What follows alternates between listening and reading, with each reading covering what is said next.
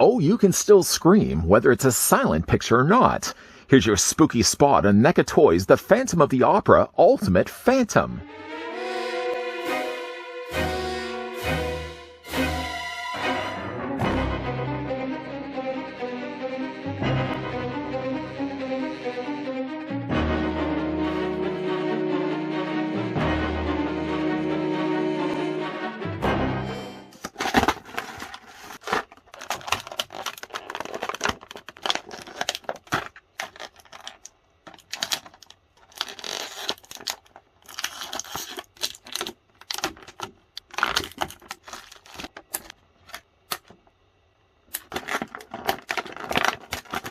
Celebrating more horror legends, NECA is excited to reveal The Phantom of the Opera. Starring Lon Chaney, the 1925 silent movie was famed for the shocking appearance of the Phantom, which Chaney created himself and kept secret until the premiere. Almost a century later, the thriller is still critically acclaimed and was added to the United States National Film Registry in 1988 for both its historical and cultural significance. This 7-inch scale captures the Phantom both disguised and unmasked, with 5 interchangeable heads, and also includes fabric cloak, bamboo stick, and hat accessories. Some could say that the Phantom has a face for radio. I've received similar compliments myself. Before we get a closer look, though, at the Phantom of the Opera, let me go ahead and send out a big ghoulish thank you once again to the folks over at NECA Toys that did provide the sample we could have a look at. Now, this is the colorized version, but based on the fact that the movie is a 1925 silent film, you got to believe at some point we are going to be getting a black and white release of this guy. Let's grab the tape measure and see how tall he stands. The Phantom, with his very large head, is 7 inches in height, or the figure is going to be about 16, well, actually about 18 centimeters tall. And to compare him with similar silver screen screamers, let's bring in first of all the Bela Lugosi Dracula. I wanted to start things first with him because I thought many of the component pieces that were from the Phantom were reused pieces from Dracula. I think in fact the only thing that got reused again was between the two is probably like the lower mid-abdomen area, sort of where his waist would be. All the lower legs are actually leaner on the Phantom than they were on Dracula, so they haven't used the same legs for those. Other comparisons, of course, we can bring in the Frankenstein's monster. We got a lot of territory to cover, of course. Here's also what he looks like with the Wolfman. Did also want to bring in, of course, the Mummy.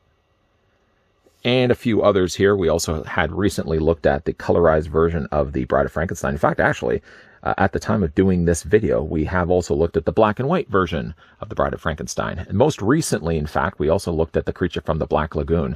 We have, I think, almost, do we have all of them? We have, I think, all of them. There might be, oh, the Invisible Man. Of course, we can't forget the Invisible Man. May very well be the Invisible Man standing right here in the middle. But this is all the Universal Monster film monsters, at least, that we've gotten from NECA so far. Actually, my ghost friend Charlie was quick to point out that NECA had already released a Universal Monsters Invisible Man. I still have yet to pick that up. Good old Ghost Charlie. You're always there to help. As for the accessories, though, that come included with the Phantom of the Opera, first of all, the figure comes with quite a lot of heads. Should we look at those first, or maybe look at the hands? Okay, we'll look at the hands. First, the figure comes included with, well, he comes with already a couple of hands already attached onto the forearms, but he comes with just a relaxed hand, for example, that just happens to be, I guess, the opposite to the one that I've already got plugged in right now. And he's got one that has a little bit more gesture to it. In all the cases with all the hands, they're all going to be kind of a little bit more paler in complexion, sort of more like dead skin. The figure also has a couple of hands specifically for holding. Oh, maybe not this hand specifically for holding. This hand is actually very similar to almost the hand that I've got over right there. I just so happen to have the hands already plugged in place. But the figure also comes included with a hand specifically designed for holding his bamboo stick or bamboo cane. That's another accessory, of course, we can already have a look at. The bamboo cane is nicely done here. It's molded in what looks almost to be kind of like a dark beige color. And then the end handle has been colored and afforded with additional black. In between that, though, you can maybe see against my skin, it's a little like a little gold ringlet that they've added to the end of it. Just the attention to detail is always nicely appreciated.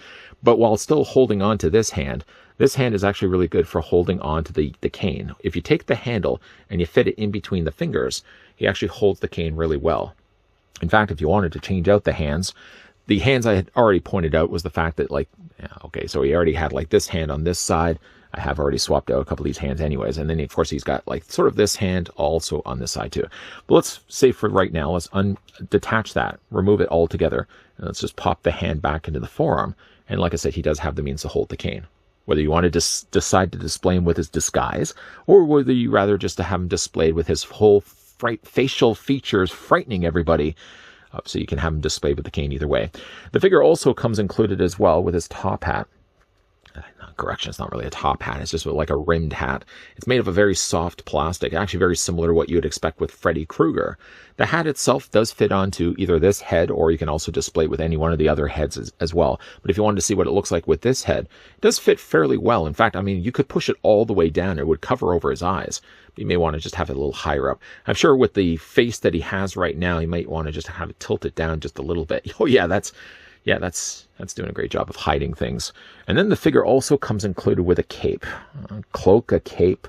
Either way, it's made of more of a crushed black velvet material. It looks actually really quite good. There's a metal frame running down the side here and running down the side here. So you can also manipulate that too if you wanted to bend it a little bit more outward. The top of the collar, though, is plastic, and there's a little string connecting the two sides together. This will fit over top of his body, but of course you will want to remove the head first. I did, though, want to kind of start the review as I started with the turntable, looking at this head sculpt first. His disguise that he has in the movie is only really disguising like this part up. If you look closely at the more translucent plastic part, you can actually see a very horrific looking face that's underneath it. The disguise on this guy was even creepy enough. But then, of course, when he did the final reveal of it, I mean, just the face alone still burned into my brain. But if you did want to change out the head sculpt, actually, you know what? First, let's just pop the head that's on there right now, and let's just add the cape. Now, one thing I will say, though, about the cape, is you kind of really want to make sure it's far enough down there, because when you're putting on, say, for example, the disguise head, or really any one of the heads, you will notice like the head gets pretty close to around the collar area. There really isn't a lot of afforded space. I might have even just said, like, if they had just made the post just a tad bit longer, I think the head wouldn't be squishing as much the collar around it, because really it is like there's not very much room at all, not very much wiggle space at all. And then from there, of course, you can go ahead and take the fedora once again and put that over top of his head, again the way I had at the beginning of the review. Curse you, NECA. The only thing about NECA releases is when they always release figures with stellar head sculpt times multiple, times 2, in this case, actually times 5. When you get that many head sculpts, boy, the temptation is certainly always there to want to get multiples of these figures. I think what I might very well do is get another Phantom at least, so I can have one displayed with the disguise look, and then have, of course, the Phantom in his full horrific features. To change out the head sculpt again, we've already done this, but we're going to just pop the head off for right now. I guess we'll keep the cape on for right now, and then we'll just replace it back with more neutral expression. Now, he has several heads to choose from. Lon Chaney, though, just a marvel when it came to makeup. Initially, I think he had looked at the illustrations of the novel, and then what he did was he sort of took stuffing and he wadded it inside his cheeks to kind of give him the higher cheeks like he had in the movie. And he also used a skull cap to raise his forehead as well. That's why he sort of has more of an egg-shaped head. And again, it's just to this day still an effect that still, I mean, freaks me out from a 1925 film. But he does also have like a series of interchangeable heads. I guess first of all, we'll look at the defaulted head that I sort of started things with. The attention to detail, not to mention the paint that they applied to the plastic. Wow, that's a lot of peas. I'm so sorry for that. But you can see like the darker purple around the eyes, for example, well matched as well to the purple that they put around his lips too. The mangled teeth that he has inside, again, all captures very well the look that Lon Chaney had in that original silent movie.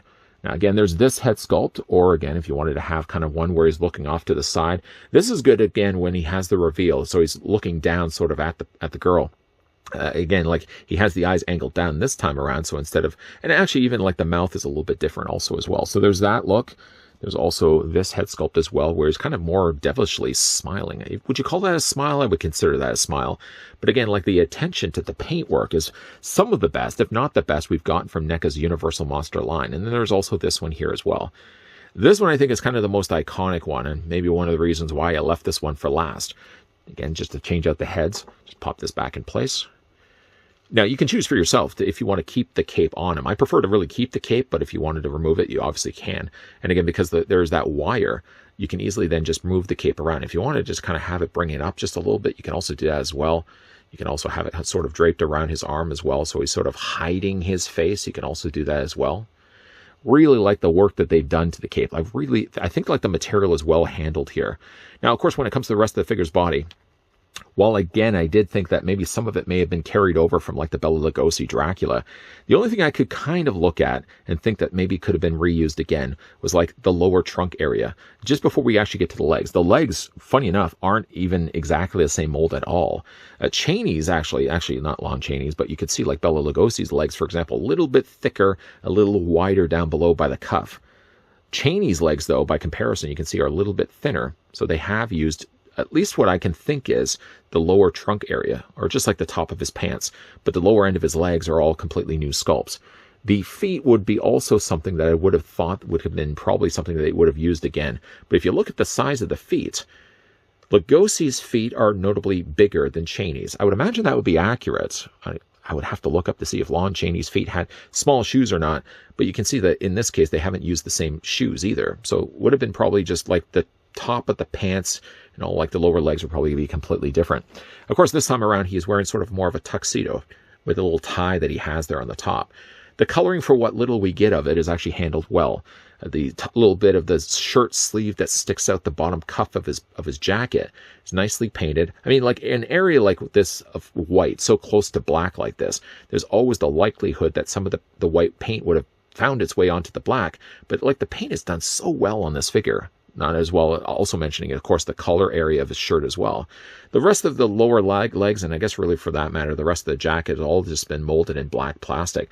But again, like the attention to detail, the fact that you even put the buttons on the back of the jacket. The jacket actually, by the way, is a softer plastic. Soft also at the top, but more soft down below here. Probably adding that in there so that there's a lot more freedom when it comes to the articulation for the figure. Speaking of the articulation for the Phantom, once again, his head's going to be on a ball joint. Let's, for right now at least, I'm going to probably bring the cape back.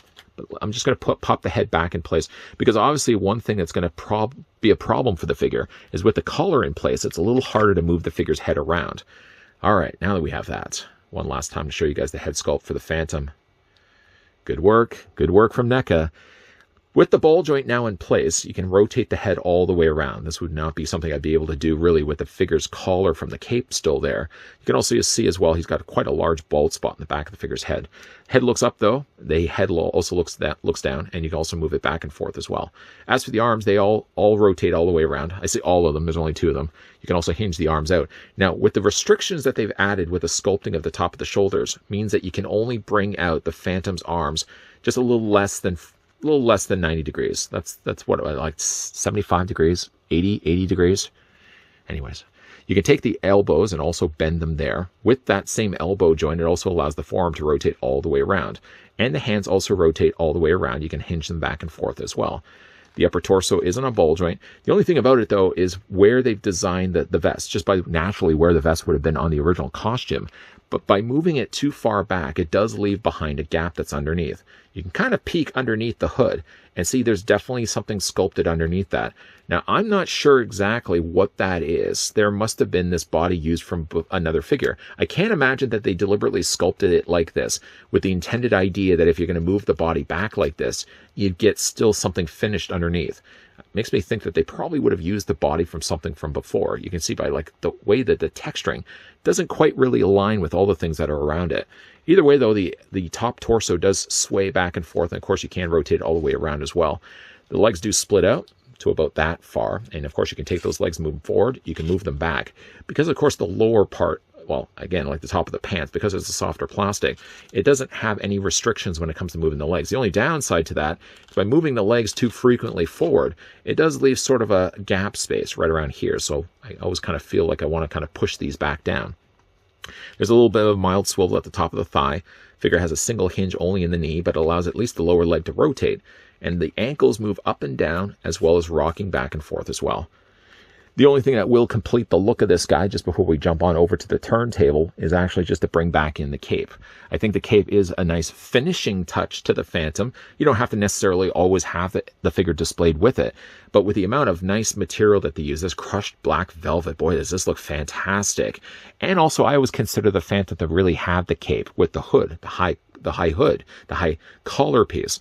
Definitely going to be having the figure displayed with it. The only downside, though, one sacrifice that has to be made in order to use the cape on the figure, is it does do away with a lot of the articulation on the head sculpt.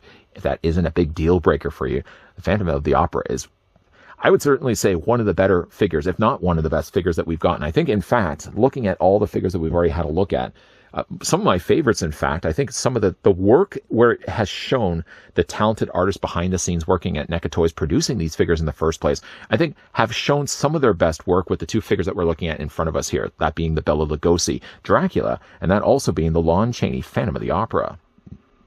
Even though The Bride of Frankenstein is still my #1 favorite of the Universal Monster movies, Phantom of the Opera actually was the first, if you would consider the part of the Universal Monster banner. It was the first Universal Monster movie that I watched as a kid, tuning into it way too late on TVO. Does anybody in Canada remember TVO? Okay. For those that do remember TVO, they had a wide range of things. They'd have things from Polka Dot Door, but if late at night, if you were happening to tune in, they'd have like murder mysteries. And I just so happened on one ill-fated night to tune in when they had Phantom of the Opera on there. And it still resonates to me. I still remember that scene where the big reveal was done to his face. And it has burned its way into the back of my brain. Now, translating that to a plastic figure, I think NECA has done an astounding job here on the Phantom of the Opera. Still, between this and the Bela Lugosi Dracula are my top 2 favorite of the Universal Monster figures that we've gotten from NECA. All the various different head sculpts that it has all vary from one another too. So it's not just a case where you're getting 4 phantom faces and they all sort of look the same. No, each one are varying ugly. One is very differently ugly than the other ugly head sculpt. And of course, you do have also the concealing mask that he has in the movie as well. But for me, like, if you're going to be picking up a figure like this, not that I would push you in any direction whatsoever, that like one has to be displayed one way or the other. But for me, at least, I'm going to be displaying this guy in a fully frightful looking face sculpt like he has right now. Yeah, the hiding face, the mask that he wears in the movie is fine and good, but that would be only fine and good if I decide to pick up another Phantom, which likely will be the case. Too good of a head sculpt, too good of any of the head sculpts really to be putting back in the box. What do you guys think of the Phantom of the Opera? Let me know down below in the comment section. Also as well, let me know in the comment section, what was your first film you saw from the Universal Monster movies? And also, what is your favorite? Let me know down below in the comment section. Once again, a big thank you to the folks over at NECA Toys that came through and provided this sample of the Lon Chaney Phantom of the Opera that we could have a look in this review. Guaranteeing we are going to be getting a black and white of this. I can't speak really for NECA Toys, but you got to imagine that if this is from a 1925 silent movie, the likelihood be rather high that we are going to be getting a black and white release of this guy. And I think similar to what my feelings were with The Bride of Frankenstein, I think as good as this guy looks right now, I think he might look that much better being his black and white release. If you guys enjoyed this video, want to hit with a like. If you guys are loving the content you guys are seeing, and you're certainly sticking around for the rest of Spottober, I mean, really, we aren't even into October yet. And yet the person behind the camera couldn't wait. There's too much stuff I'd like to cover this season. There's definitely going to be a lot more spooky related videos coming your way. But the key to making sure that you're not missing out a beat on any of that is by, first of all, if you like this video, want to hit it with a like. But if you want to stick around for more scary videos, make sure you hit that subscribe button down below and you're turning on the bell notification. Of course, as always, guys, thanks for watching. See you guys next time.